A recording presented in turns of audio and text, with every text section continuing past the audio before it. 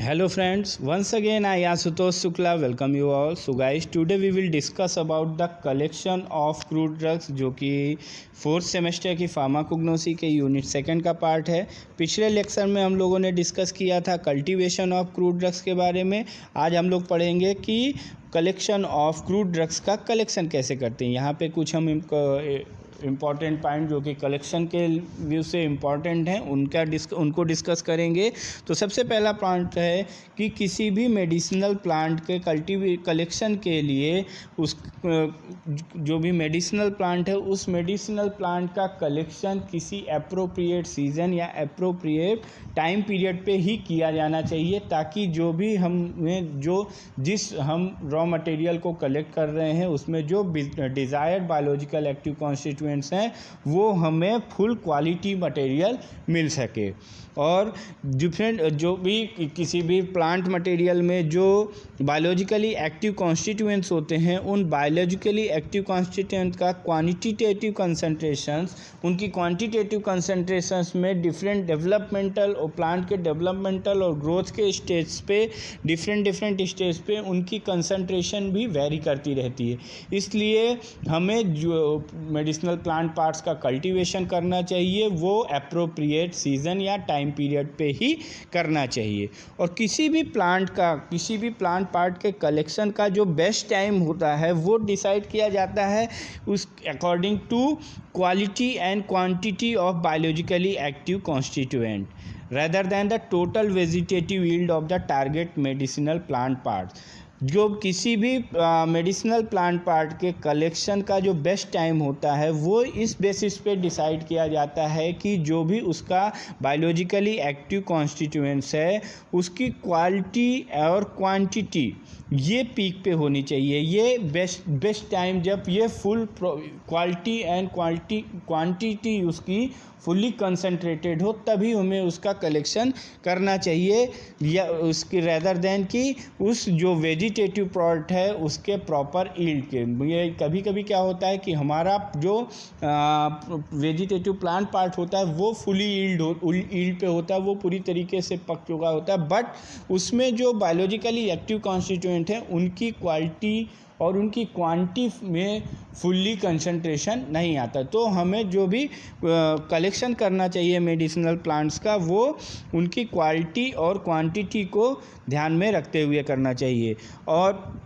जो भी collected raw materials हैं अगर वो सॉइल के कांटेक्ट में आ जाते हैं या फिर हम किसी ऐसे रॉ मटेरियल्स का कलेक्शन या ऐसे प्लांट पार्ट्स का कलेक्शन कर रहे हैं जो कि अंडरग्राउंड पार्ट्स में हैं, जैसे कि रूट्स वगैरह जिनमें कि एडेड सॉइल है, तो उस सॉइल को हमें रिमूव कर देना चाहिए ताकि उसमें कोई कंटामिनेशन, माइक्रोबियल कंटामिनेशन के चांसेस ना रहें। और जो भी कलेक्टेड मटेरियल है, कलेक्टेड मटेरियल्स को क्लीन बास्केट्स में, मेश बैग्स में या फिर एरेटेड कंटेनर्स में रखना चाहिए। एरेटेड कंटेनर्स मींस जिनमें हवा आर पार हो सके, ऐसे कंटेनर्स में हमें वैसे प्लांट मटेरियल का कलेक्शन करना चाहिए। और कलेक्शन करने के बाद जब रॉ मटेरियल का हमने कलेक्शन कर लिया तो उनको प्रीलिमिनरी प्रोसेसिंग के लिए ले जाया जाता है। प्रीलिमिनरी प्रोसेसिंग में हम क्या करते हैं कि अगर जो भी हमने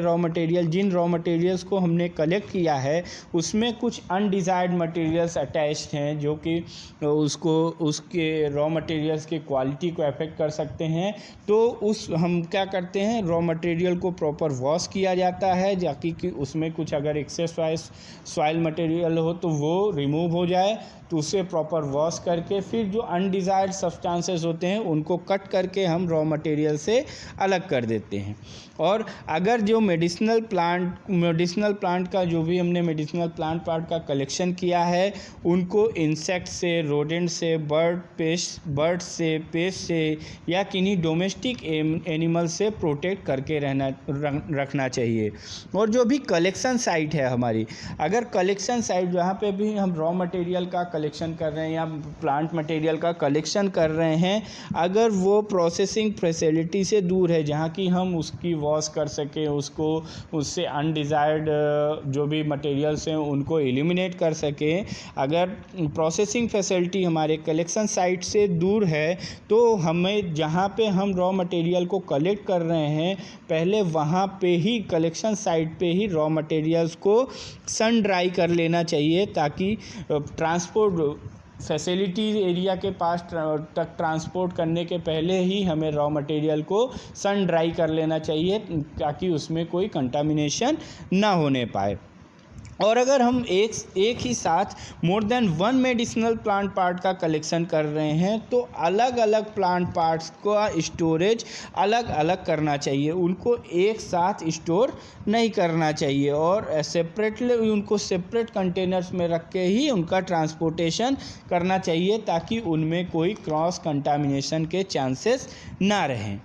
और जो भी हम कलेक्टिंग इम्प्लीमेंट्स है such as machetes, shears, saws and mechanical tools should be kept clean and maintain in proper condition. जिन भी कलेक्शन के लिए जिन भी हम मटेरियल्स का यूज़ कर रहे हैं, जैसे जो हम सीयर्स आरी का यूज़ कर रहे हैं, सॉज आरी सीयर्स या कैंची का यूज़ कर रहे हैं, या जिन भी मैकेनिकल टूल्स का यूज़ कर रहे हैं वो सारी mechanical tools fully sterile condition में होने चाहिए, वो पूरी तरीके से साफ़ सफाई के साथ यूज़ करने चाहिए ताकि हम कंटामिनेशन को अवॉइड कर सकें। और जो भी पार्ट डायरेक्ट कांटेक्ट में आते हैं मेडिसिनल प्लांट मटेरियल के, या जो भी हम रॉ मटेरियल कलेक्ट कर रहे हैं उसके कलेक्शन में जो प्लांट डायरेक्ट कांटेक्ट में आते हैं उन प्लांट मटेरियल को भी फुली स्टेराइल करके रखना चाहिए, ताकि उसको कोई कंटामिनेशन उनकी वजह से हमारे रॉ मटेरियल्स में ना होने पाए। तो ये था कलेक्शन के बारे में कि किस टाइम पे किस कंडीशन में क्रूड ड्रग्स का या प्लांट रॉ मटेरियल्स का कलेक्शन करना चाहिए। अब हम पढ़ेंगे कि हार्वेस्टिंग कैसे करने चाहिए। हार्वेस्टिंग का मतलब आप सबको मालूम है कि फसल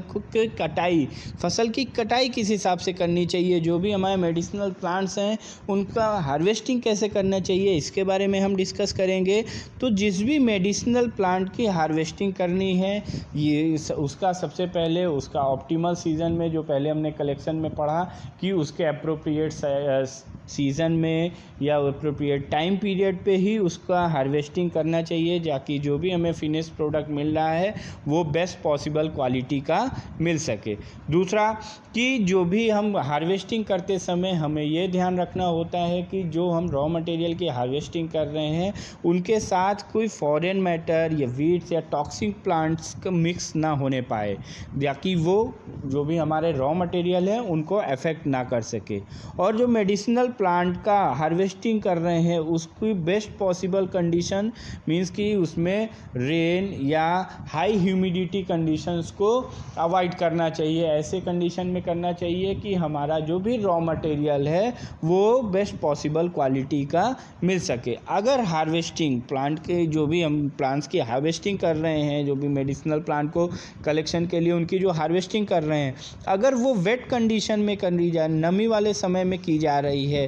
तो जो भी हार्वेस्टेड मटेरियल है हमारा उसे तुरंत इंडोर ड्राइंग फैसिलिटी के लिए ले जाना चाहिए, ताकि उसमें जो भी moisture level increase moisture level है उसको कंट्रोल किया जा सके, ताकि उसमें कोई माइक्रोबियल फर्मेंटेशन के चांसेस ना बनने पाए। माइक्रोबियल फर्मेंटेशन को अवॉइड करने के लिए जो भी हमारा हार्वेस्टेड मटेरियल है उसको तुरंत इंडोर ड्राइंग के लिए ले जाया जाता है। और हार्वेस्टिंग के लिए जो भी हम कटिंग डिवाइसेस, हार्वेस्टर या अदर मशीन्स का यूज़ कर रहे हैं उनको प्रॉपर साफ रखना चाहिए और उनको ऐसा एडजस्ट करना चाहिए कि जो भी हमारा सॉइल या अदर कोई ऐसे हार्मफुल मटेरियल जो हमारे रॉ मटेरियल को अफेक्ट कर सकते हैं उनके डैमेज से वो हमारे जो भी हार्वेस्टिंग मटेरियल्स हैं वो हमारे रॉ मटेरियल्स को ऐसे फॉरेन सब्सटेंसेस की वजह से डैमेज को प्रिवेंट कर सकें।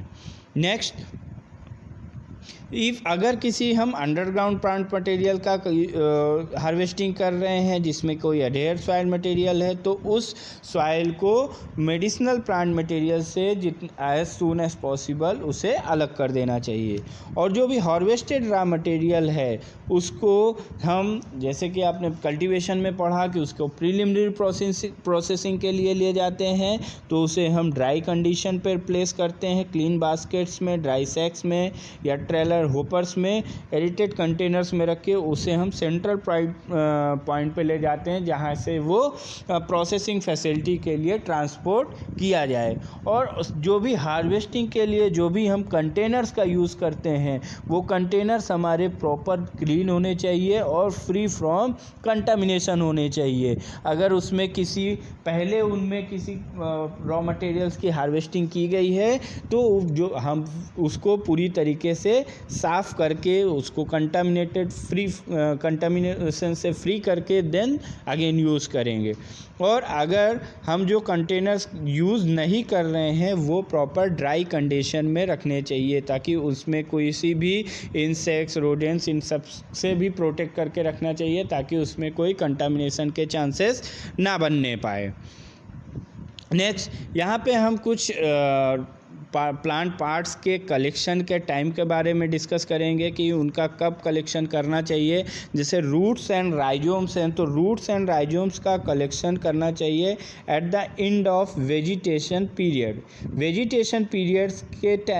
ख़त्म होने के बाद यानी पतझड़ के समय पे रूट्स एंड राइजोम का कलेक्शन करना चाहिए। और बार्क का जो कलेक्शन करना चाहिए वो स्प्रिंग सीजन में करना चाहिए। लीव्स एंड हर्ब्स का कलेक्शन फ्लावरिंग स्टेज पे करना चाहिए। और फ्लावर्स का कलेक्शन तब करना चाहिए जब फ्लावर्स पूरी तरीके से डेवलप हो जाएं। फ्लावर्स का कलेक्शन हम लगभग सभी घरों में गमलों में फ्लावर्स लगाए रहते हैं, तो हम फ्लावर्स का कलेक्शन तब करते हैं जब वो फूल पूरी तरीके से खिल जाता है, यानी पूरी तरीके से जब डेवलप हो जाता है। उसी तरीके से फ्रूट्स एंड सीड्स का कलेक्शन भी तब किया जाता है जब फ्रूट्स हमारे पूरी तरीके से पक गए रहते हैं। मेथड्स ऑफ कलेक्शन भी हम यहाँ पे देख लेते हैं कि जो मेडिसिनल प्लांट होते हैं, मेडिसिनल प्लांट्स के में ज़्यादातर मेडिसिनल प्लांट का जो कलेक्शन किया जाता है उनको कलेक्टेड बाय हैंड्स, यानी उन्हें हाथ से तोड़ के कलेक्टेड किया जाता है। इसीलिए जो भी मेडिसिनल प्लांट का कलेक्शन होता है उनकी कॉस्ट उनके प्रोडक्शन की कॉस्ट से ज़्यादा होता है उनके लेबर जो उसमें इन्वॉल्व होते हैं।